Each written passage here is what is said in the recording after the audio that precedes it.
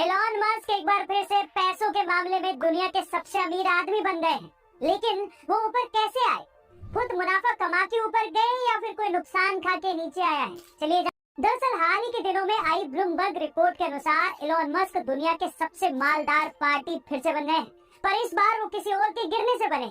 हुआ कुछ यूं कि बढ़ती महंगाई की वजह से लग्जरी आइटम्स की सेल घट गई, जिसकी वजह से दुनिया के सबसे अमीर आदमी रहे बेर्नार्ड अर्नोल्ट दूसरे पायदान पर गिरे और एलॉन मस्क एक बार फिर नंबर 1 बन गए।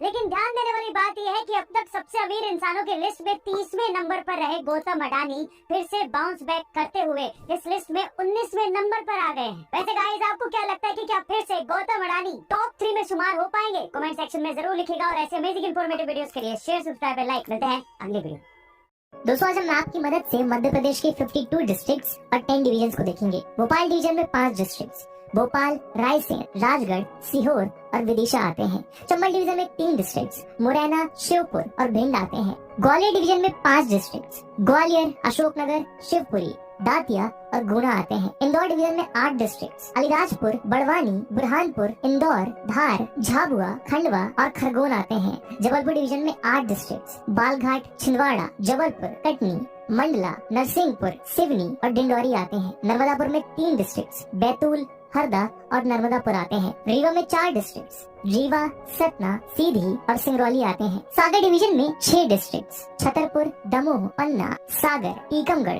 और निवाड़ी आते हैं। शहडोल में 3 डिस्ट्रिक्ट्स अनूपपुर, शहडोल और उमरिया आते हैं। उज्जैन में 7 डिस्ट्रिक्ट्स आगरमालवा, देवास, मंदसौर, नीमच, रतलाम, शाजापुर और उज्जैन आते हैं। टाइम बताते समय हम लोग जनरली एम और पीएम का इस्तेमाल करते हैं और हमें ये लगता है कि ये तो अंग्रेजी भाषा के शब्द हैं, लेकिन इस बार भी अंग्रेजों ने हमें बाबू बना दिया, क्योंकि अंग्रेजों ने ये शब्द हमारी ही संस्कृत भाषा से चुराए हैं। कैसे, चलिए जानते हैं। लेकिन दरअसल हमें आज तक एम का मतलब समझाया गया एंटी मेरिडियन और पीएम का मतलब बताया गया पोस्ट मेरिडियन, जिससे हमें लगता था कि ये तो अंग्रेजी भाषा है, लेकिन फिर से हम लोग उल्लू बन गए, क्योंकि इन्होंने यही शब्द संस्कृत भाषा से चुराए हैं। संस्कृत भाषा में आरोनम मार्तंडस्य को ये लोग ईएम बोलने लगे, और जिसमें आरोह का मतलब होता है सुबह, और पतनम मार्तंडस्य को ये लोग पीएम बोलने लगे, जिसमें पतनम का मतलब होता है सूर्य का ढलना।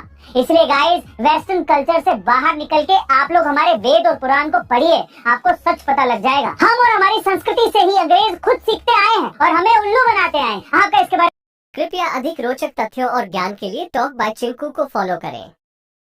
भारत माता की जय। क्या आप लोग जानते हो कि मध्य प्रदेश एक टाइम पर देश का सबसे बड़ा स्टेट हुआ करता था। फ्रांस, जर्मनी, जापान इन देशों से भी बड़ा अकेले एमपी का स्टेट था, लेकिन साल 2000 में ये छोटा तब बन गया जब छत्तीसगढ़ को एमपी से सेपरेट किया गया। ये इसलिए किया गया क्योंकि छत्तीसगढ़ एक मिनरल रिच इंडस्ट्रियल स्टेट था। यहाँ पर बहुत ज्यादा पैसा जनरेट होता था, इकोनॉमी के लिए बहुत आगे था, बिजली बहुत ज्यादा बनती थी, लेकिन यहाँ का सारा पैसा जो है वो मध्य प्रदेश वाले रीजन में शिफ्ट हो जाता था। बिजली जो है वो इंदौर, भोपाल को मिलती थी। हाईकोर्ट जो है वो जबलपुर तक अपने बेंचेस रखा करते थे, लेकिन छत्तीसगढ़ के अंदर इनके बेंचेस नहीं थे। एजुकेशन इंस्टीट्यूट्स भी इंदौर, भोपाल साइड में थे, जिसके वजह से छत्तीसगढ़ के लोगों में हमेशा से एक नाराजगी थी कि उनके पैसों का इस्तेमाल उनके खुद के रीजन के लिए नहीं किया जाता। इसी के लिए साल 1955 में यहाँ पर प्रोटेस्ट शुरू हुए। 1960s, 70s, 80s हर दशक में ये प्रोटेस्ट हर बार में उभरते हुए नजर आए, लेकिन 1990s में ये एक्शन बहुत तेज हो गया और finally Madhya Pradesh reorganisation act 2000 पास किया गया, जिसके बाद में 1 नवंबर 2000 को मध्य प्रदेश और छत्तीसगढ़ दोनों अलग अलग नए स्टेट्स बन गए। दोस्तों, क्या आपको पता है इंडिया के नॉर्थ ईस्ट में जापान अब तक $2 बिलियन से ज्यादा इन्वेस्ट कर चुका है और आज वो नॉर्थ ईस्ट के इंफ्रास्ट्रक्चर सेक्टर में एक मेजर प्लेयर बन गया है। पर ऐसा क्यों? आखिर क्यों जापान इंडिया के नॉर्थ ईस्ट में इंटरेस्टेड होगा?